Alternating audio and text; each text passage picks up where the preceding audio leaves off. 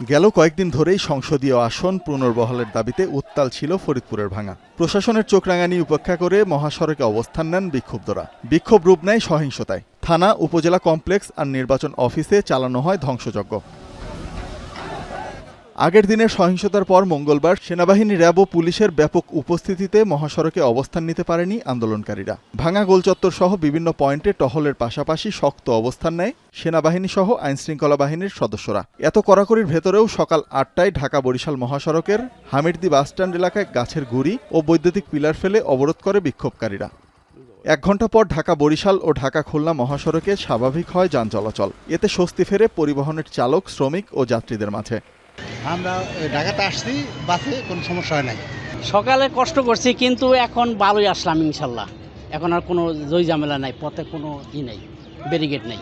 এদিকে দুপুর ১টার দিকে সংক্ষিপ্ত মিছিল করে সর্বদলীয় জোটের নেতাকর্মীরা। পরে ভাঙা ঈদগাহ ময়দানে সংক্ষিপ্ত সমাবেশ করেন তারা।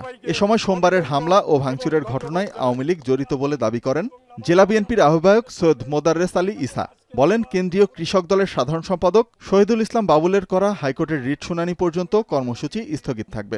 আওয়ামী লীগের আমলের কিছু সন্ত্রাসী লোক এই আমাদের আন্দোলনের, আমাদের সাইনবোর্ডের পিছে থেকে তারা নিজেরা ভাঙাতে সন্ত্রাসের রাজত্ব কায়েম করেছে। অন্যদিকে সীমানা নির্ধারণের সিদ্ধান্ত পুনর্বিবেচনায় নির্বাচন কমিশনকে চিঠি দিয়েছে ফরিদপুর জেলা প্রশাসক। প্রতিবেদনে ভাঙা উপজেলার আলগি ও হারেমদি ইউনিয়নকে ফরিদপুর ৪ আসনে অন্তর্ভুক্ত করতে ব্যবস্থা গ্রহণের অনুরোধ জানানো হয়। আমি নির্বাচন কমিশনকে বাস্তব অবস্থা তুলে ধরে চিঠি দিয়েছি।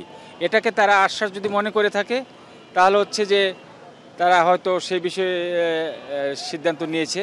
আজকে আমার সাথে কোনো আলোচনা হয়নি।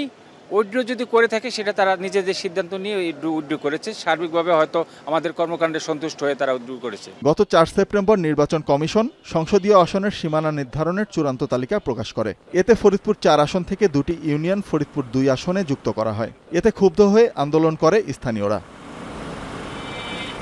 শোভন মাহমুদ খান, এখন।